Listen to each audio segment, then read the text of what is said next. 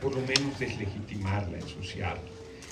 La verdad es que nosotros estamos muy contentos de haberle cumplido al pueblo de México, de haber logrado los cambios constitucionales que el país necesitaba. Yo creo que es la revolución, dentro de la revolución sin violencia que estamos haciendo, la elección del Poder Judicial es parte del corazón, de la esencia de este proceso de transformación. Entonces estamos invitando, además, no me acusarán de no ser austero. Ahí está. 1 de junio, elección del Poder Judicial del pueblo. Estoy pidiendo que la gente en su ventana, en su puerta, ponga una cartulina, un folder. Me van a acusar de usar recursos públicos, van a decir que lo agarré de la oficina, pero no. Ahí traemos el comprobante de que lo compramos en la papelería de la esquina. Entonces, pues ese es el motivo fundamental de esta gira, que pues ya estamos, ya la próxima semana voy a ir a Durango, que además hay elecciones. Ahí el gobernador le ganó aquí a la gobernadora de Aguascalientes, porque aquí es casi una farsa la elección del Poder Judicial local, ¿no? Son 8 candidaturas, me decían, y hay que decidir 6 cargos. A López Portillo aquí la gobernadora. ¿Se acuerdan que López Portillo fue candidato único a la presidencia? No podía perder. Entonces, más o menos, en Durango fueron más lejos. En Durango son candidaturas únicas a nivel local. Y no ha habido una crítica de los medios a eso, que es un proceso de simulación absoluta.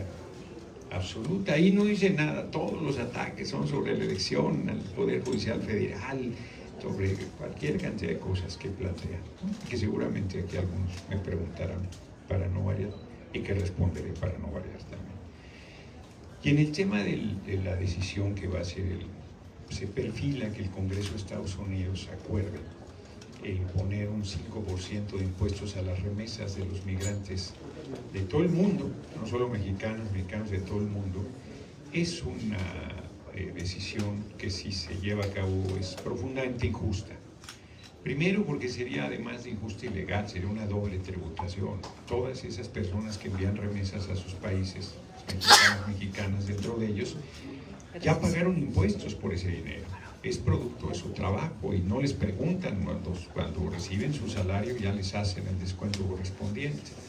Pero además, en Estados Unidos prácticamente todas las mercaderías, alimentos, ropa, todo lo que consumes paga, servicios, todo paga impuestos. Los migrantes pagan impuestos y no reciben nada a cambio. Y las modificaciones que está proponiéndose a la legislación en la materia no solo carga con este 5% de impuestos a los migrantes del mundo que viven en Estados Unidos desde hace décadas y que no han regularizado su situación migratoria, no porque no quieran, sino porque la última ventanilla que estaba abierta, había 3 millones de personas en fila ya con los requisitos cubiertos, la cerró el presidente de los Estados Unidos, actual presidente Donald Trump, apenas llegó. Entonces, la gente, claro que quiere regularizar su situación migratoria. Es un derecho humano la migración. Estados Unidos es un país de migrantes. Y entonces, ya lo ha comentado la compañera presidenta, el líder de la mayoría y el presidente de la Junta de Coordinación Política, más mi amigo, el compañero Adán Augusto López Hernández, senador de la República. Ya se envió un documento al Congreso de Estados Unidos para que nos reciban. Y si aceptan recibirnos, entonces irá una comisión representativa del Congreso, del Senado, de la Cámara de Senadores, a platicar con ellos. O sea, los datos pues son muy fuertes, ¿no? En 2024 las remesas llegaron a 64.700 millones de dólares, 3.5% del Producto Interno Bruto. Es una cantidad muy importante y a eso le quieren quitar 5%. De por sí los migrantes, es muy duro su trabajo, hacen los trabajos más humildes, las personas migrantes, les hacen el peor tipo de cambio. Si ellos mandan el dinero y les dan el peor tipo de cambio, pagan una comisión por el envío y ahora quieren 5%. No, bueno, o sea, de verdad es injusto, profundamente injusto. 99.1, prácticamente el 100% de las transacciones son de manera electrónica. Si el gobierno de Estados Unidos impone esta medida al Congreso, pues lo que van a hacer es que los migrantes van a buscar otras maneras de enviar sus divisas. Es evidente. y el 97% de las remesas llegaron de nuestros paisanos en Estados Unidos. Ya pagan impuestos con tasas que van de entre el 10 y el 37%, y eso suma el 5%, y además la legislación que se pretende modificar les cierra, les hace todavía más difícil el acceso a servicios de educación y salud a las personas migrantes y a su descendencia. Entonces, pues sí, lo voy a decir, es racista y clasista la medida, es incorrecta. ¿No? Estamos a sus órdenes para las preguntas que tengan. Senador, buenos días. Le preguntaba no tiene el micrófono usted. Ahí está. Sí. Sí, Luis Patrón de Sexenio, preguntarle, senador, hace unos momentos le quería solicitar información sobre, ¿cree usted que la probable baja participación en estas elecciones esté asociada a la poca organización o bajos perfiles o perfiles cuestionados en las candidaturas de ciertos personajes? Y preguntarle también sobre este tema de austeridad y contradicción de algunos personajes políticos, si también esto está provocando este sentir en la población de todo el país. Gracias. Bueno, lo segundo no le veo ninguna relación. La segunda pregunta es absolutamente es un triple salto mortal. Que tiene que ver si hay o no políticas de austeridad, y alguien puede ser cuestionado o no porque las políticas de austeridad se apliquen, que además la derecha aprovecha nuestras políticas de austeridad para sacar su rabia racista y clasista, porque pretenden pues, que hay lugares a los cuales uno no debe acceder por ser hijo o hija del pueblo.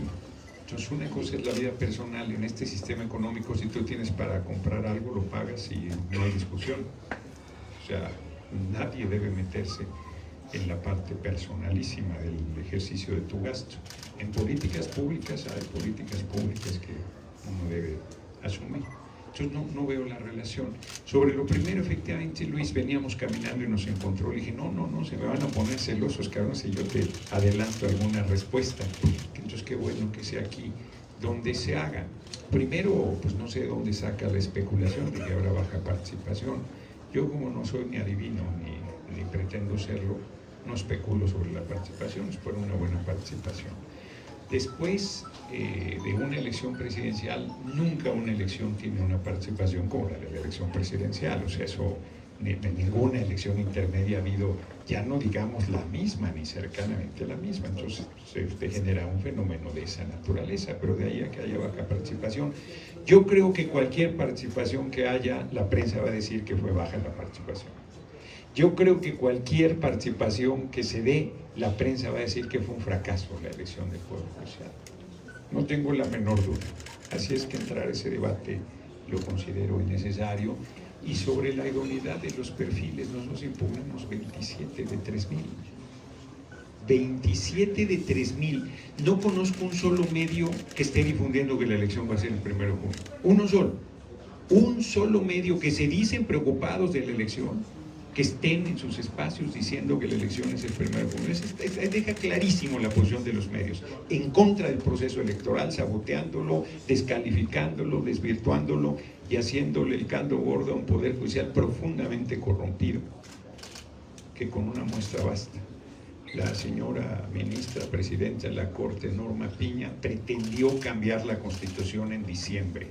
Puso a votación cambiar la Constitución sin que el Poder Judicial tenga atribución para cambiar una sola coma, y lo hizo a los ojos de todo el mundo. Y cuando no tuvo la mayoría calificada de 8 de 11, porque hubo 7 votos, dijo que mayoría calificada era 6 y lo puso a votación también. ¿Dónde aprendió derecho? ¿Dónde aprendió aritmética? Yo lo pregunto en las asambleas y me grita alguna gente, ¿fue Xochitl quien le enseñó a contar? Pues sí. 6 no puede ser mayoría calificada de 11, lo hizo a los ojos del mundo y un solo medio no ha cuestionado eso. Uy, pero no hayas hablado de idoneidad porque ya está, se ensucia la elección, el narco va a tomar el control, es un desastre, no hicieron bien su trabajo. No, bueno, lo que hay que oír y lo que falta. La siguiente. Senador, el día de... Bueno, primero, como lo menciona, existen casos de candidaturas únicas. Nombre y medio, por favor. Nombre y medio. Moisés Cruz de Más que Radio. Como bien lo menciona, hay casos de candidaturas únicas. Aquí en Aguascalientes también. Hay, me parece que 2 o 5 personas que ya tienen su cargo asegurado. El día de ayer, The Economist publica que pues, esta reforma judicial va a ser perjudicial para la gobernabilidad y que también va a beneficiar a las pandillas, así lo escribe The Economist. Mis preguntas van en el primer sentido, pues no fue Morena quien abrió las puertas para que esto suceda en los congresos, pues tanto locales como digamos en el futuro federales quizás, y pues nos muestra una reforma imperfecta, pero lo que no es perfecto es perfectible. ¿Qué cambios se podrían hacer en la legislatura federal para que pues mejore, para que no vuelva a ocurrir esta situación en ningún estado, ni en el Poder Judicial de la Federación, ni en ningún otro caso? ¿Qué cambios se podrían hacer? Y mi otra pregunta es, ¿con qué porcentaje de participación usted consideraría que fue baja, moderada o alta participación? Gracias. Bueno, primero, otra vez un ejemplo de lo que digo. ¿En qué momento dije yo que hay candidaturas únicas en el proceso? Dije que en Aguascalientes hay 8 candidaturas de 6. Y acto seguido ya veo las notas de mañana. Dice Noroña que hay candidaturas únicas y que es una simulación. No, bueno, no sean así. No sé, hay casos. No, por eso, yo estoy hablando de Aguascalientes, dije, y Durango. Aquí sí hay casos. No, por eso, pero hay que decir dónde, pues si no se tuerce el asunto. La elección es inédita, es histórica, es única, es excepcional. Estamos abriendo un camino nuevo para la humanidad. Y The Economist responde a los intereses de quienes no quieren, racistas y clasistas, lo escriban en inglés o lo escriban en español, que el pueblo decida. A ver, el artículo 30, rebátame algún abogado el artículo 39 constitucional que dice que la soberanía radica en el pueblo y que todas las instituciones dimanan de este. ¿Por qué el Poder Judicial no va a ser elegido por el pueblo? ¿De qué están hechos las personas integrantes del Poder Judicial? Bueno, están peor que la monarquía. Aquellos decían que eran descendientes divinos, estos no sé de dónde desciendan, que el pueblo no debe tocarlos ni con el pétalo de un voto. No, bueno, pues es una decisión democrática. Lorenzo Córdoba diciendo que es antidemocrático que el pueblo elija democráticamente al Poder Judicial. Lo que hay que oír es que el racismo y el clasismo de la derecha es demoledor, y de eso no se dice nada. Y segundo, ¿cuánta gente? Pues yo entiendo que en un proceso democrático con que una persona vote es suficiente, ¿no? Si la gobernadora de Aguascalientes fuera elegido por un solo voto, ¿sería legítima la elección o no? Pregunto yo. ¿Sí, ¿El verdad? abstencionismo no cuenta? No cuenta nada. Si la gobernadora de Aguascalientes es elegida, yo les pregunto, si le elige un solo voto a la gobernadora de Aguascalientes, ¿es legítima esa elección o no? Absolutamente, absolutamente. O sea, es legal y legítima, porque nuestro proceso no dice que el voto sea obligatorio y no dice que debe haber un mínimo de votación para que sea. Hay casos en que lo establece, cuando la revocación del mandato establece un mínimo de participación, cuando se hizo la consulta para el juicio a los expresidentes, hay en la ley un mínimo de participación, pero en ninguna elección democrática en nuestro país se plantea ni que el voto sea obligatorio, no está esa condición, ni que haya un mínimo de votación para que sea legítima. Así es que participen los que participen, es un gran ejercicio. Y yo de entrada desecho cualquier descalificación al proceso de elección y me niego a especular sobre cualquier porcentaje porque ya sé cómo son. Entonces yo no voy a entrar a ese juego. Es una elección extraordinaria, importantísima, inédita, histórica, y se escribirá en los libros de historia que el primer pueblo del mundo que eligió por voto universal, secreto y directo fue el pueblo de México. Y hay quien vitupera un esfuerzo tan importante como ese. de mejorar la ley siempre se podrá. En 2027 hay la segunda parte de la elección de las personas integrantes del Poder Judicial y seguramente que haremos cambios en base a la experiencia, porque sin duda es una elección única, ¿no? No es una elección de partidos a las que nosotros estamos acostumbrados, es una elección de candidaturas individuales, tiene sus particularidades. Quienes están preocupados por cómo va a votar la gente, pues la gente de entrada ya sabe por quiénes no votar, pues ya los medios han hecho una difusión fuerte de personas no idóneas. En eso se han ayudado, se los agradecemos, porque la gente decir, pues estos no, estos están cuestionados por alguna razón en su idoneidad, pues no votar a la gente por ellos. ¿Qué tal? Buenos días. Denise Orduña, del periódico Hidrocálido.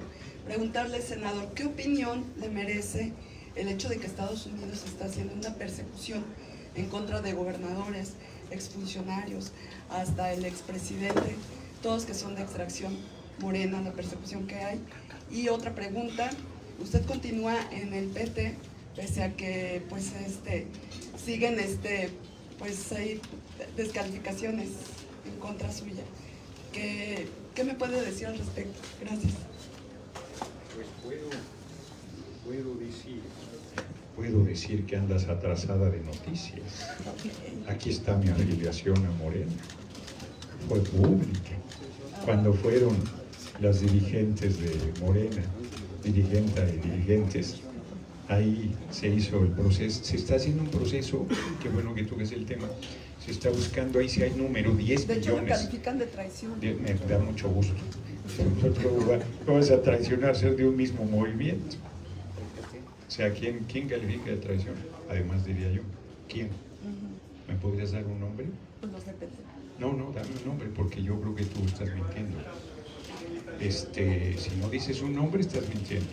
O sea, a mí me dijeron que me afiliara al PT, yo desde que ya estoy afiliado a Morena. Ajá.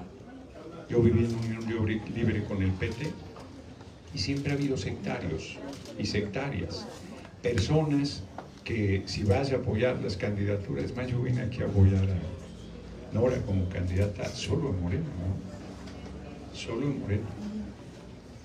Y estaba en unión libre con el PT, yo fui siempre externo al PT. Pero ¿cómo vas a traicionar una causa si es el mismo movimiento?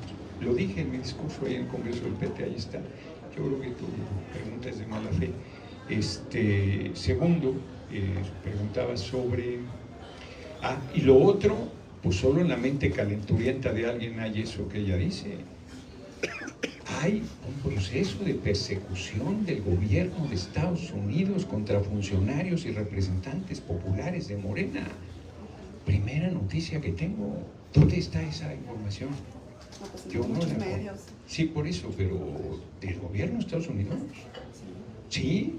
A ver, enséñame los comunicados del gobierno de Estados Unidos que tiene una lista de funcionarios y representantes populares de Morena que los está persiguiendo.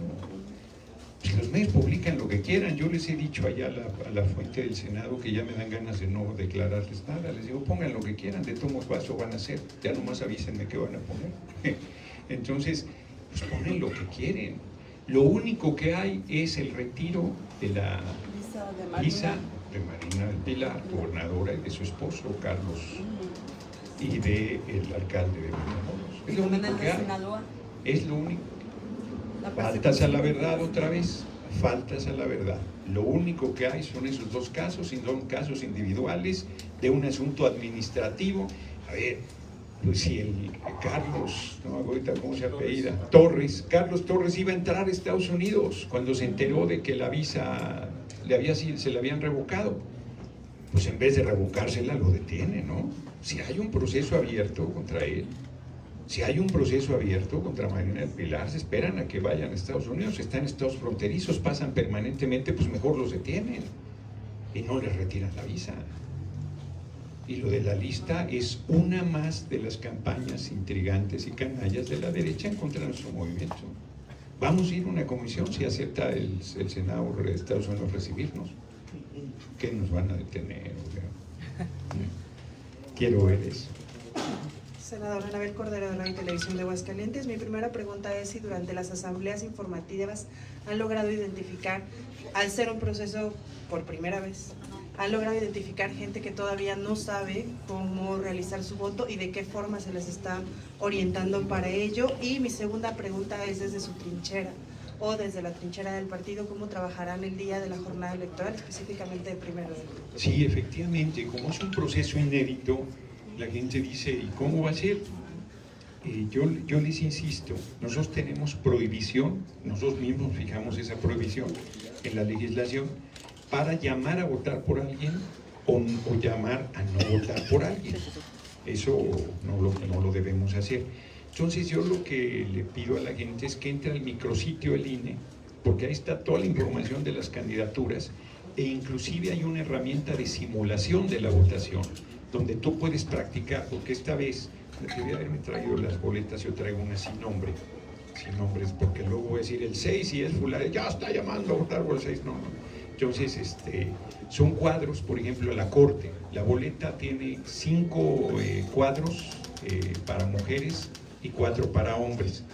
Y la gente debe poner cuidado porque, por ejemplo, si votas del 1 al 9, tienes que poner 01, 02, 03, 04, no solo el 9, porque te pide que llenes los 2 campos, que no es algo que uno habitualmente haga, ¿no? Sí, pero pues no es complicado, simplemente uno, si se lo explica, pues está clarísimo. Por eso yo sugiero a la gente que entre al micrositio del INE para practicar su voto. Tiene todavía 15 días para ensayarlo, y están las 6 boletas, y están los nombres, y está todo. Y uno puede ahí practicarlo y tener la información. Y por otro lado, en las redes, no todo el país tiene acceso a las redes sociales, pero un porcentaje muy alto sí.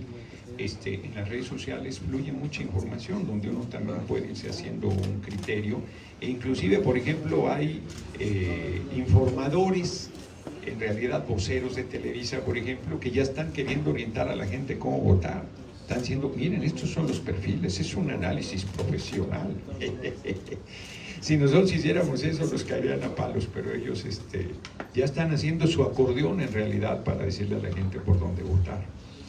Yo lo que esperaría es que al final los medios tengan una actitud mínimamente decente y los días que falten convoquen a la gente a votar el 1 de junio. Creo que también tienen una responsabilidad, porque el espacio, la concesión que tienen es del pueblo, no es de los privados.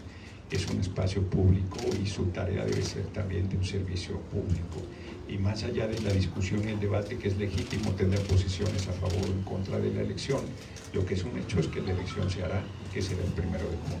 Y que si tendrán algún operativo o algo para vigilar el proceso.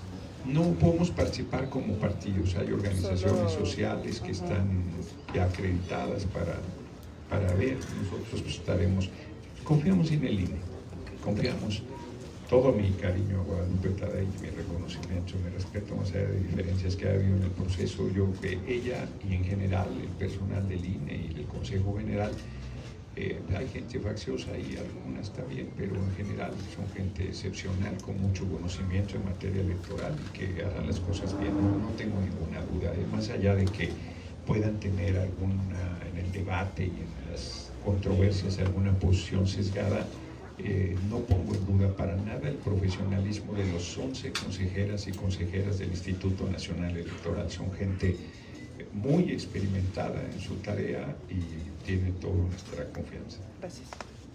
Sabrina Zamudio de Grupo Ser, buenos días.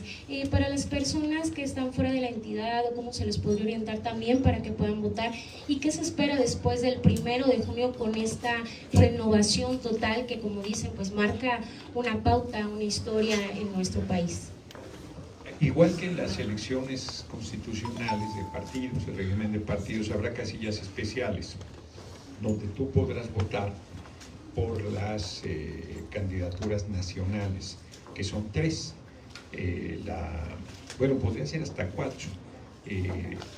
La Corte, ministros de la Corte, magistraturas del Tribunal de Disciplina Judicial, magistraturas de la Sala Superior del Tribunal Electoral del Poder Judicial de la Federación, y si se diese el caso que el estado donde estás es parte de una de las salas regionales del Tribunal Electoral del Poder Judicial de la Federación, también podrías votar por una cuarta, podrías tener hasta una cuarta papeleta.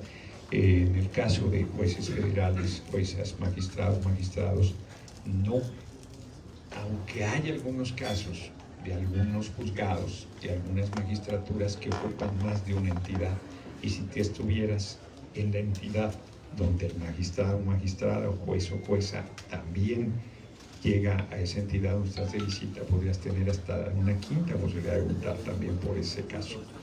Sí, son elecciones totalmente diferentes a las que ha habido, pero alguna vez hubo una elección de régimen de partidos por primera vez y la gente también se dice, ¿cómo voy a votar eso? ¿Cómo va a ser? ¿No? Alguna vez las mujeres votaron por primera vez, hace poco, lamentablemente. Justo, fíjense, es un buen ejemplo. Cuando las mujeres votaron por primera vez decían que era una barbaridad, que iban a echar a perder la elección, que no sabían, que cómo se les ocurría darles el voto. Hubo una resistencia feroz. Estamos hablando todavía de 1953, fue ayer. Apenas en 200 años tenemos una mujer presidenta, entonces están igual con lo de la elección del Poder Judicial, regateándole al pueblo su derecho y su capacidad para decidir la integración del Poder Judicial, pero sí habrá casillas especiales. ¿Y qué viene después del 1 de junio? ¿Qué se espera? Bueno, viene que el 1 de septiembre, fíjense, aquí les voy a confesar, ya ayer lo dije, pero aquí lo voy a confesar.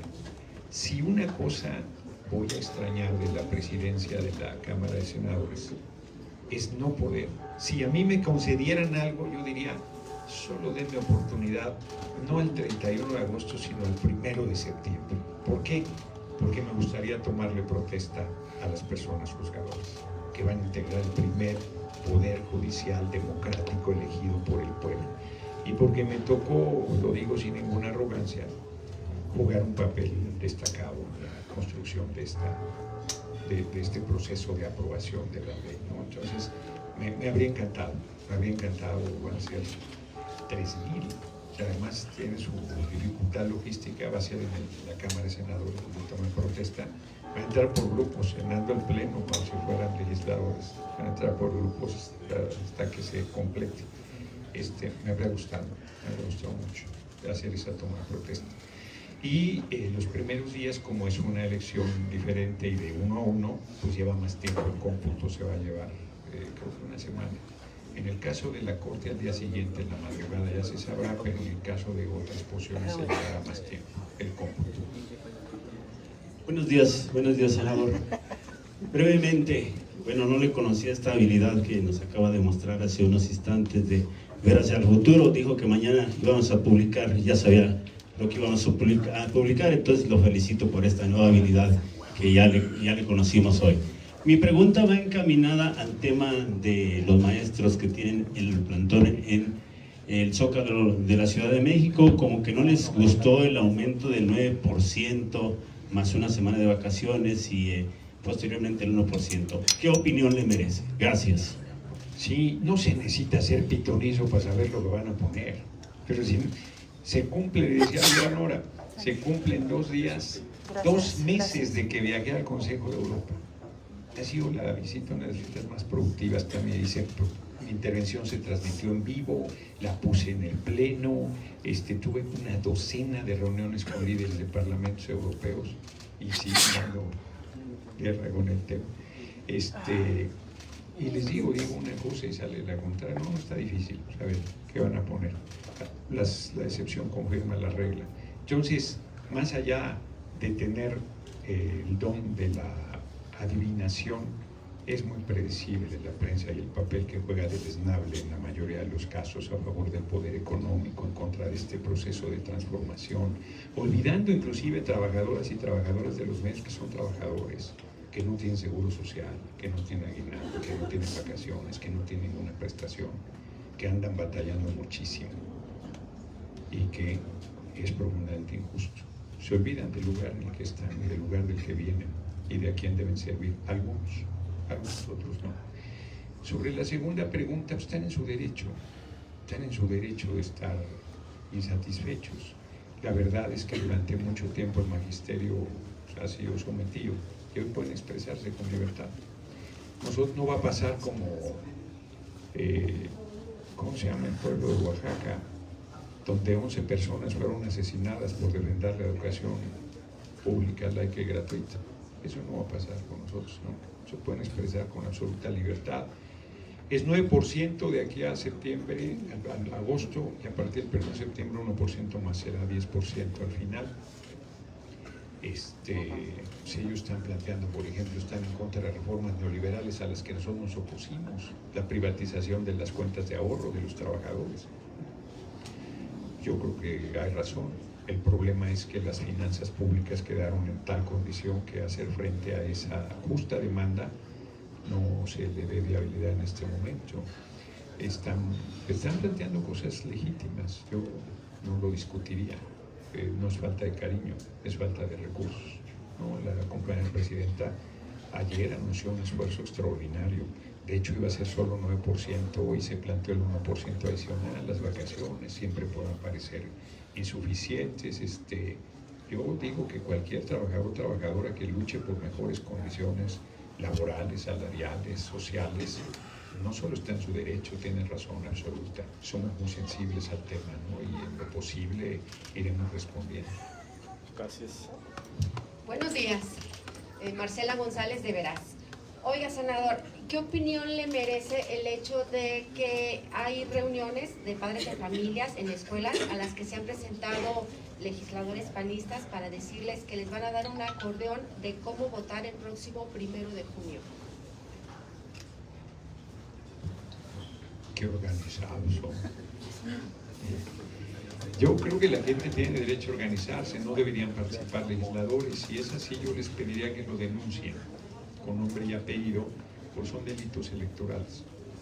Son delitos electorales, no debemos hacerlo.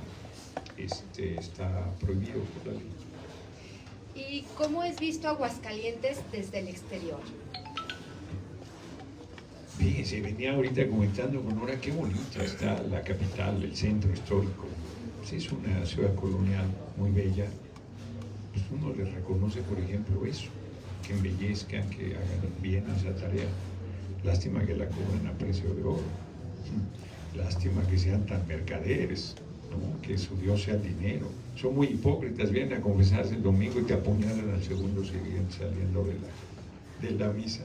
Y son muy bandidos. Como él lo decía el compañero presidente, la divisa de la derecha es la hipocresía. Yo los veo ahí, decía San Agustín que el regalo de la paciencia es la paciencia, y me regalan mucho los legisladores de la derecha y legisladoras ahí en las sesiones de la Cámara de Senadores. Son profundamente hipócritas. ¿Qué se dice de sus gobiernos? Pues corruptos, contrarios a los intereses del pueblo, faltos de compromiso. Por eso ya se van. De veras, no es demagogia, no es retórica, lo van a ver sus ojos. El movimiento tiene 24 estados. Vamos a llegar ahí sí me atrevo a hacer un pronóstico, vamos a llegar a los 32. Este movimiento es impresionante, Morena es impresionante, y el movimiento Morena PT Verde es impresionante. O sea, apenas en 2015 eran un puñado de legisladores, no llegaban a 40. Y en 2018 se gana la presidencia y se renovó la presidencia. Se mantuvo 24 estados, mayoría de congresos estatales, porque nos han hecho un reconocimiento a senadores, senadoras, diputados, diputadas federales por la reforma constitucional, pero sin los congresos locales eso no habría sido posible. Necesitábamos 16 más 1, 17 como mínimo. Entonces, no, hombre, extraordinario el movimiento y el tiempo en el que hicieron la reforma, es impresionante. Yo un reconocimiento a mis compañeros y compañeras, y tienen un reconocimiento especial quienes dan la lucha aquí en lugares como Aguascalientes. Llamo a la unidad, llamo a Arturo Ávila a la unidad. Es una vergüenza que la fracción del partido esté dividida en el Congreso local. Es un pésimo ejemplo.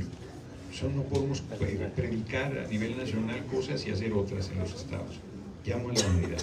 ¿Él ha sido factor de división? Llamo a la unidad. Llamo a los compañeros que estén promoviendo. Se vale la diferencia, pero hay una sola presión, una sola de Moreno, una sola firme, sólida, en oposición seria, porque somos oposición aquí. Y eso no quiere decir que no podamos ponernos de acuerdo con la gobernadora en temas que son en beneficio del pueblo de Aguascalientes. Nosotros no vamos a actuar de manera irracional ni mezquina, de ninguna manera. La unidad es fundamental, la unidad de Morena, la unidad del PT, la unidad del Verde, la unidad de Morena, PT Verde. Hace rato una pregunta buscaba amarrar navajas con el PT. Yo os quiero mucho, hombre. Yo os quiero mucho, yo no soy mal agradecido. Y con mucha ligereza sueltan que descalificaciones. Yo creo que voy muy bien. Decía mi abuela que hablen de ti bien, que hablen de ti mal, que hablen de ti bien, aunque mal siempre, y nadie se ocupa de lo intrascendente, así es que creo que ahí vamos. Gracias. Senador, buen día compañeros. Volviendo un poquito al tema de la elección, quisiera consultarle, ¿usted qué considera de los perfiles? Que es mejor, es deseable que sea un perfil nuevo, recién egresado, alguien del Poder Judicial con mucha experiencia, o es irrelevante la experiencia al momento de escoger a quienes van a ser juzgadores y magistrados? Gracias por la pregunta. Yo creo... Mauricio de Caos, perdón. Yo creo que un poco de todo. Un poco de todo. Yo creo que, por ejemplo, ministros de la Corte, pues debe ser gente con mucha experiencia. Fíjense, no he hecho el ejercicio, debería hacerlo antes de que sea la elección, pero estoy seguro que la inmensa mayoría de candidaturas proceden del Poder Judicial. Las que van por el Ejecutivo, las que van por el Legislativo, porque ¿de dónde vas a sacar si no es de los abogados y abogadas actuales? Pues no, de ningún otro lado, ni modo que los traigamos de Marte. Entonces, va a haber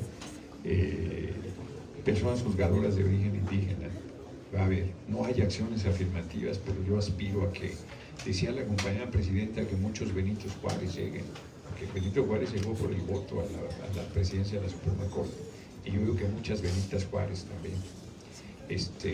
Nos acompaña Amalia, nuestra compañera Esther en la Cámara de Senadores. Es un orgullo para nosotros que no haya discriminación, que gente que había sido tratada, excluida, tratada con racismo, con clasismo, puede estar representando a su pueblo con honor, con orgullo, con firmeza, ¿no? Y jóvenes también, claro, la idea es abrir, por eso se planteó requisitos aparentemente más sencillos para jueces y juezas. Pero, por ejemplo, pues muchos no pudieron lograr lo del 8, que al principio se burlaron, pero no es una exigencia menor, un promedio mínimo de 8 en la carrera o en el área donde te quieres desarrollar. Entonces esperamos que haya de todo. O sea, nosotros estamos conscientes de la importancia de la experiencia, que todas las personas integrantes del Poder Judicial tienen pase directo, todas. Y si alguna persona del Poder Judicial no es idónea, es responsabilidad del Poder Judicial, pues no es responsabilidad nuestra, que han dejado allá gente que... A ver, ayer una jueza, a ver si me pasan el nombre ahí mi equipo, pues no van a decir que la quiero invisibilizar, lo comenté ayer en la videocharla, le dio un amparo definitivo contra todo tipo de orden de aprehensión a Silvano Aureoles. Primero le fijó una fianza de 50,000 pesos por un daño de más de 3,000 millones de pesos. Yo me imagino que todavía está Silvano Aureoles angustiado reuniendo los 50,000 pesos desde hace un mes. ¿Cómo? Jovita Vargas Alarcón. Y ahora, a ver, ¿cuándo se había visto que le dieras un amparo para cualquier tipo de orden de aprehensión que haya? Debe ser para una orden específica, no para toda. Pues está como ese juez federal Fierro, que le dio amparo a empresas extranjeras de electricidad que no lo habían pedido. ¿Cómo? Que no, de veras, ¿dónde estudiaron Derecho? Yo soy sociólogo, pero hasta yo que estudié Sociología sé que eso no es procedente. Es terrible, pero sí, queremos un poco de todo. Y va a ser el pueblo el que decida, pues, quién, cuántos con mucha experiencia, cuántos ratifica el Poder Judicial, cuántos renueva, Claro. ¿no? Sin afán de debate, parte de la crítica que se hace es el riesgo de que pudieran quedar precisamente personas sin mucha experiencia, pero bueno, es parte de lo que se comenta. Yo creo pues, que la experiencia es un poco lo que le pasa a los jóvenes cuando buscan un empleo. 5 años de experiencia, pues si no me das trabajo, ¿cómo voy a tener experiencia? O sea, pues el joven está condenado a no tener acceso nunca a un cargo, pues o sea, en algún momento tienes que aprender. Pero además está el Tribunal de Disciplina Judicial. Si ustedes se metieran a la ley, verían que el Tribunal de Disciplina no es un tribunal como han dicho la Santa Inquisición. No, si ven que te falta, te manda a hacer cursos y tal, y no puedes, si no estás haciendo tu tarea. Se están calificando permanentemente. Se está calificando permanentemente, se está capacitando permanentemente, se está por primera vez el pueblo va a tener una ventanilla donde pueda quejarse, a ver si alguno de nosotros, si alguno nos ha pasado, el Poder Judicial te agravia, pues no tienes manera de hacer nada, porque son a perpetuidad los cargos, si no hay donde te quejes que tú digas, oigan, corrijan eso. Hoy va a haber un espacio donde tú puedas denunciar y puedas tener oportunidad de que alguien que no esté actuando correctamente, mínimo le sea llamada la atención, y si es muy grave, sea sancionado, y si es muy, muy grave, sea removido, y si es extremadamente grave, se le abre un proceso penal. Gracias. Para cerrar, nada más, última pregunta, de manera breve, por favor.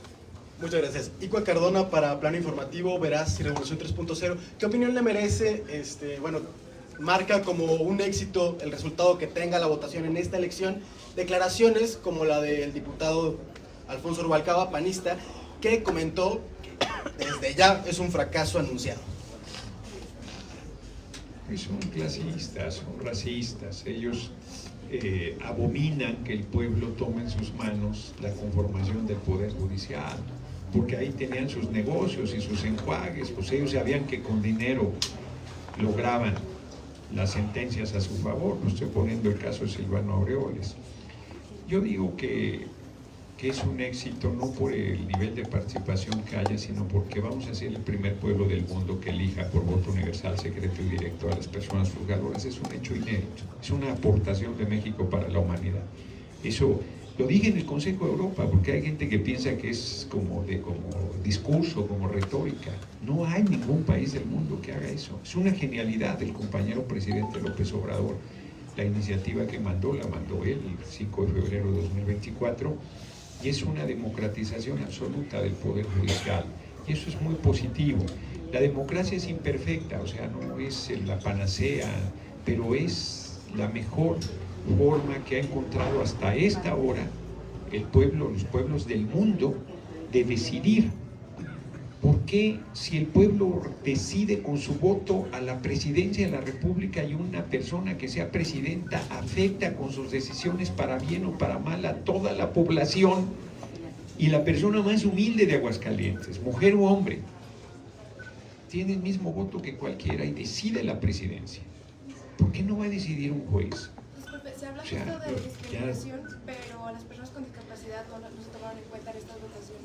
No, claro que sí, van a poder participar. Pueden participar, pero no es accesible la votación para los... Bueno, siempre ha habido un asunto de que por la manera en que es la votación, pues no hay boletas braille, por ejemplo, no hubo presupuesto para eso, pero no es una discriminación, y siempre y cuando no había habido eso, se ha permitido que te acompañe un familiar, inclusive aunque veas, se permite que en elecciones constitucionales se permite que un familiar te acompañe y te ayude y entra contigo. Entonces, no, yo creo que no se sostiene ese argumento de que hay discriminación y de que no van a poder participar. Va a poder participar todo el mundo, inclusive hubo gente que se inscribió como candidata y que tiene alguna discapacidad. No hay acciones afirmativas en la elección, eso es cierto. O sea, no hay acciones afirmativas para pueblos indígenas o afromexicanos. La única acción afirmativa que hay es va a haber paridad por primera vez, una cosa que se me había olvidado.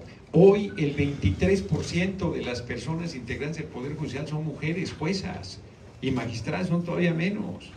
La única posibilidad de que haya paridad es esta elección, y tampoco nos han reconocido eso. No nos reconoce nada, hombre, no le reconoce ni un solo mérito al proceso que va a realizarse, ni un solo mérito, y tiene muchos muy grandes. Muchas gracias, ya concluimos, estimado José María. Gracias. Habrá después de la elección. 3, como siempre. Muchas gracias. Les Siempre agradecemos 3 mucho poderes, su el poder asistencia.